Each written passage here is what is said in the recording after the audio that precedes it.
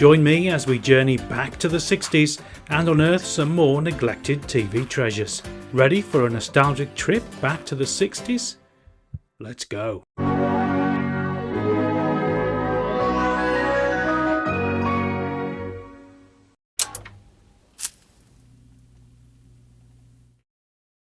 The 1960s witnessed a surge in imaginative science fiction on television, captivating audiences on both sides of the Atlantic.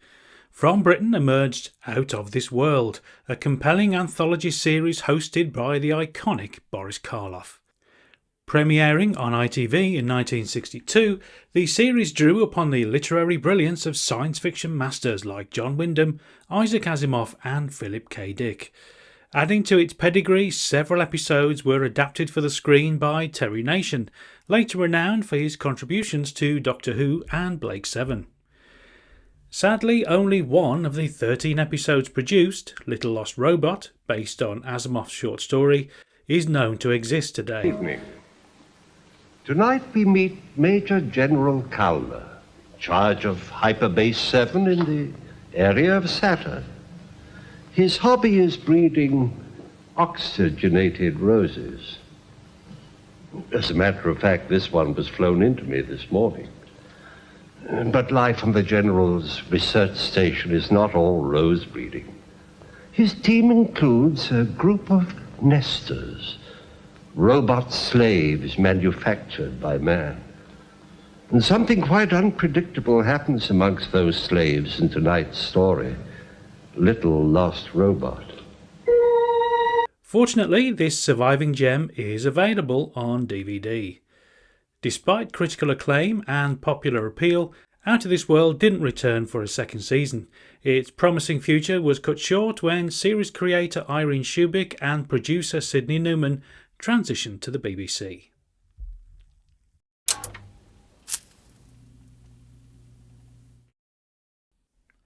After 6 successful years of working together on both radio and television, comedy great Tony Hancock decided to end his professional relationship with Hancock's half-hour co-star Sid James in 1960.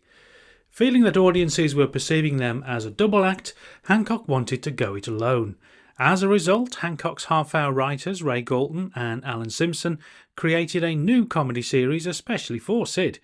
In November 1960, the BBC introduced Citizen James, showcasing Sid's endearing persona as a roguish yet warm-hearted character, often bending the rules with a cheeky grin.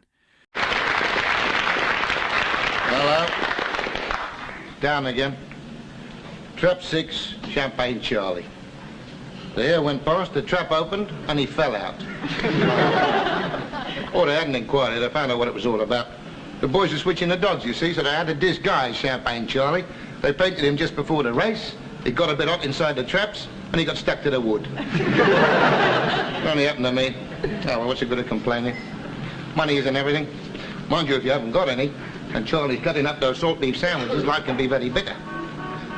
Charlie owns this place, Charlie's Nosh Bar. Spend most of my life in here, it's my office.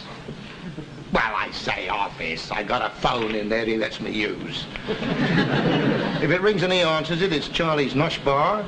If it rings and I answer it, it's James House, parent office of the Sydney Balmoral James Enterprises Limited. Registered at the Board of Trade as a dodgy proposition. The inaugural series reunited Sid with his former Hancock's half-hour radio colleague Bill Kerr as Billy the Cur, and featured frequent co-star Liz Fraser as Sid's long-suffering girlfriend Liz. Liz? I should remember, it's my fiancée. Liz Fraser, that's it.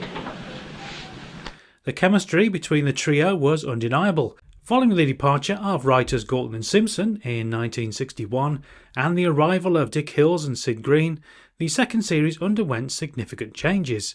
Both Bill Kerr and Liz Fraser left the cast, and Sid's character evolved from a lovable rogue to a kind of people's champion. Sidney Taffler, who played Sid's bookmaker nemesis Albert in the first series, returned as Charlie Davenport, now Sid's close friend.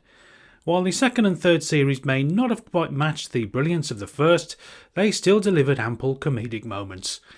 Regrettably, only 11 of the 32 episodes produced are known to exist today, with 10 of those fortunate survivors available on DVD.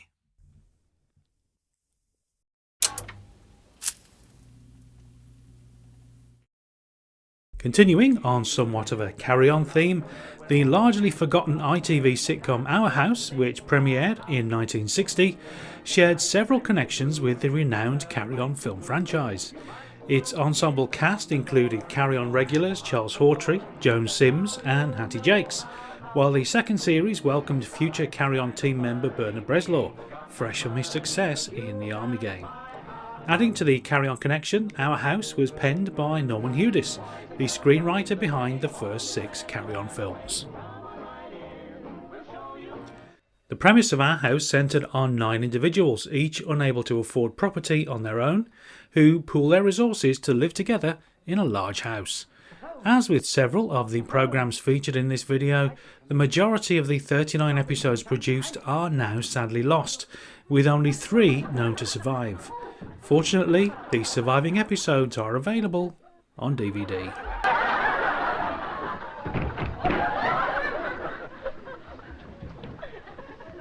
Hello? Oh. Oh, morning, Simon. Was that the phone? No. It was a baby fire engine being called by its mother.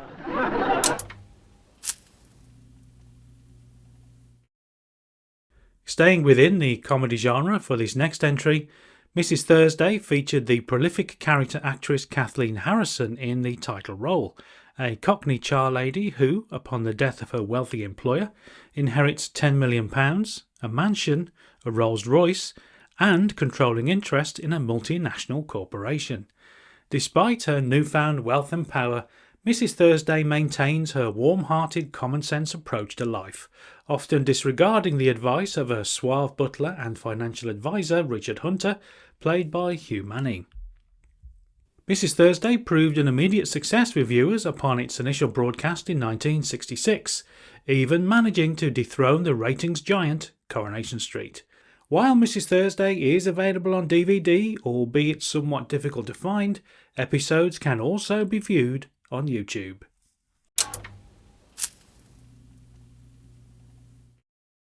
Created by artist William Tim, the animated series Bleep and Booster originally aired as a segment on the legendary children's show Blue Peter.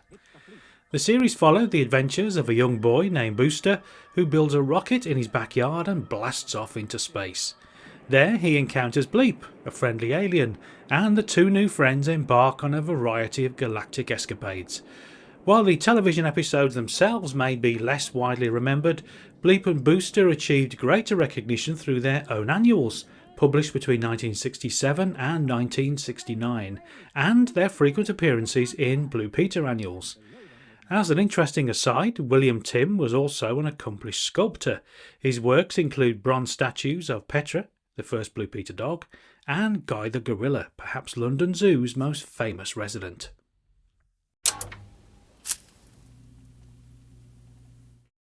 Aimed at younger audiences, Object Z premiered in 1965 and proved popular enough to spawn a sequel in 1966, Object Z Returns. Originally conceived as an adult drama before being adapted for a tea-time audience, Object Z depicted humanity's preparations for a collision with a massive 6-mile-wide meteor.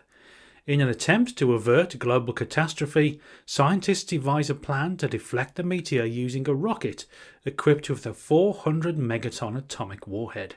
While the first series concludes with the revelation that the meteor threat was an elaborate hoax, a real meteor is subsequently discovered to be on a collision course with Earth. Object Z Returns portrays a world gripped by a new ice age, as the meteor, manipulated by an alien intelligence, hurtles ever closer. Future Are You Being Served star Trevor Bannister appears in the first series as an investigative journalist. Although it is believed that the series may still reside in the archives of the British Film Institute, it's never been released on DVD and only the first episode is currently available on YouTube.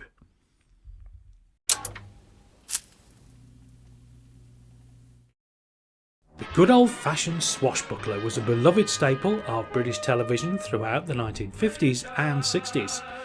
Richard the Lionheart, First broadcast on ITV in 1962, while now considered a somewhat routine entry in the genre, enjoyed sufficient popularity to run for 39 episodes, albeit only for a single series. Taking a few liberties with the historical account of Richard I, the series presented the medieval monarch portrayed by Irish actor Dermot Walsh as an all-round hero, while his brother Prince John embodied the role of the outright villain. While perhaps a bit slow-paced for modern viewers, one of Richard the Lionheart's redeeming qualities is the compelling performance of prolific character actor Francis de Wolf as the truly devious Leopold of Austria. Never. You'll get a fair trial. I'd rather end here and now. So be it. Richard the Lionheart is available on DVD and YouTube.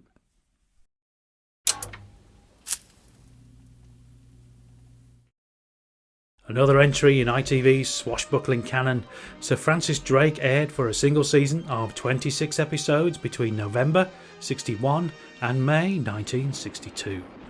This rousing adventure series featured the charismatic Terence Morgan perfectly cast in the title role, the legendary 16th century privateer and explorer who played a prominent role in the defeat of the Spanish Armada in 1588. The regular cast also included film icon Jean Kent as Queen Elizabeth and a young up-and-coming Michael Crawford as Drake's nephew John. The series' main antagonist, Mendoza, was portrayed by Roger Delgado, later renowned for his portrayal of the Master in Doctor Who. As with Richard the Lionheart, Sir Francis Drake took considerable artistic license with historical figures. However, this is not necessarily a detriment. The series made no pretense of being anything other than an entertaining swashbuckling romp through the Elizabethan era, replete with sword fights and gunfire aplenty. All episodes of Sir Francis Drake are available on DVD.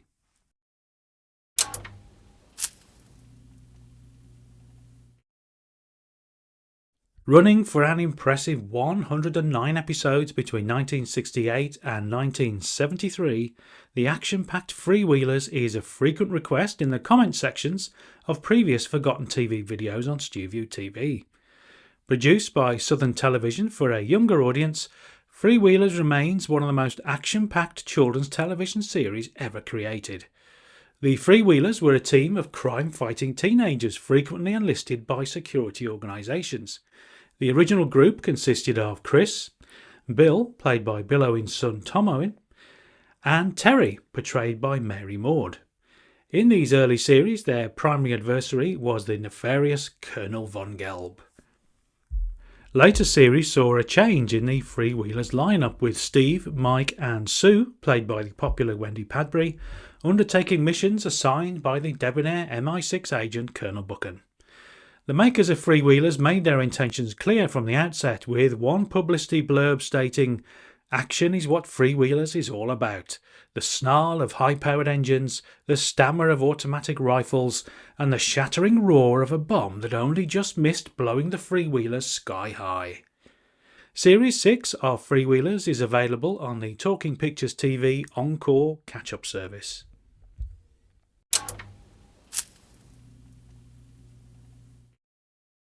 When it aired in 1968, the children's series The Tyrant King was likely one of the hippest shows on British television. Featuring a contemporary psychedelic pop soundtrack, the 6-episode series from Thames Television was a unique blend of drama, education and London Tourist Board promotion.